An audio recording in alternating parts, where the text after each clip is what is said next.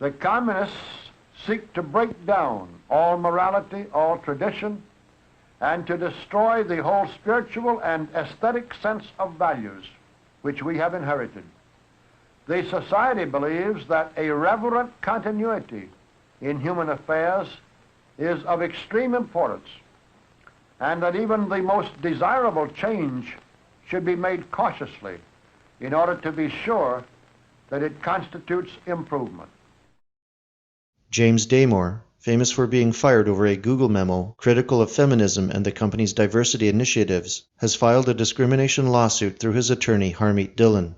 If the claims of the lawsuit are borne out, a bizarre and darkly disturbing culture and office environment at Google's head offices will be open to public viewing for the very first time. The class action complaint lists a number of violations in this order: violation of California Labor Codes 1101 and 2, workplace discrimination on the basis of gender and/or race, workplace harassment in violation of FEHA, retaliation in violation of public policy, retaliation in violation of California Labor Code 1102.5, failure to prevent harassment, discrimination, and retaliation, unfair business practices, and declaratory relief.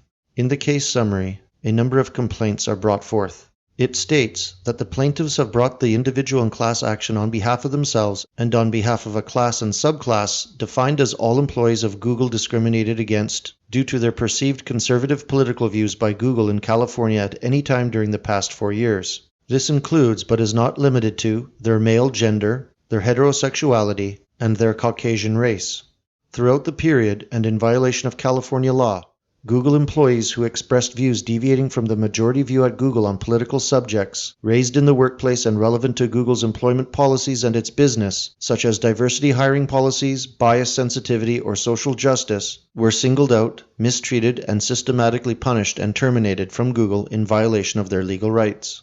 Google's open hostility for conservative thought was paired with invidious discrimination on the basis of race and gender barred by law. It further stated that Google's management goes to extreme and illegal lengths to encourage hiring managers to take protected categories such as race and/or gender into consideration as determinative hiring factors, to the detriment of Caucasian and male employees and potential employees at Google. Damore and other class members were ostracized, belittled, and punished for their heterodox political views, and for the added sin of their birth circumstances of being Caucasians or males. This, the law firm stated, is the essence of discrimination. Furthermore, Google employees and managers strongly preferred to hear the same orthodox opinions regurgitated repeatedly, producing an ideological echo chamber, a protected, distorted bubble of groupthink. When plaintiffs challenged Google's illegal employment practices, they were openly threatened and subjected to harassment and retaliation from Google. Google then created an environment of protecting employees who continually harassed these individuals who spoke out against Google's view, or as the employees called it, the Googly way, a euphemism describing the political culture internally through memos. Google employees knew they could harass plaintiffs with impunity given the tone set by managers, and they did so.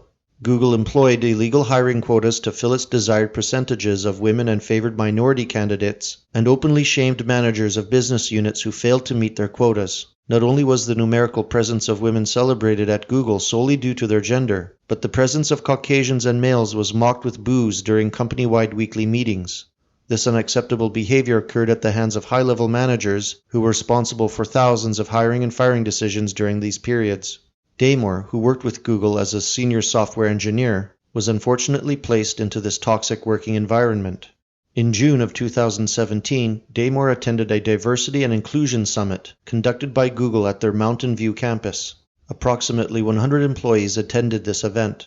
Damore felt pressure to attend it because Google proclaimed commitment to diversity and inclusion to be an important factor in deciding promotion to leadership positions. At the end of this summit, the Google presenters specifically asked employee attendees to give written feedback on the program, and this prompted Damore to draft a memorandum entitled Google's Ideological Echo Chamber, for which he was subsequently terminated. Damore observed in his memo that Google employees and management focus greatly on alleged unconscious racial and gender biases, but neglect political orientation, which is actually a result of deep moral bias. Damore specifically stated in this memo that his purpose for writing it was to promote discussion among Google employees regarding the diversity and inclusion issues covered in the summit.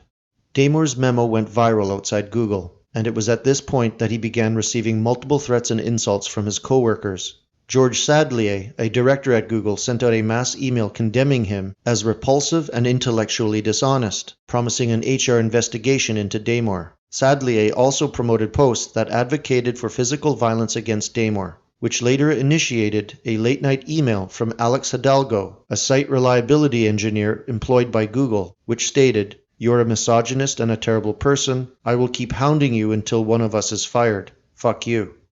The legal process in the Superior Court of California, County of Santa Clara, has just begun, and it should receive a lot of media attention. The trial should expose Google employees as nothing more than screened, filtered, and indoctrinated communist apparatchiks. They are a legacy of the Judeo-Bolshevik commissars of the 1920s, and one wonders how many will eventually be eradicated by this new commissariat working at Google, the new digital Soviet empire.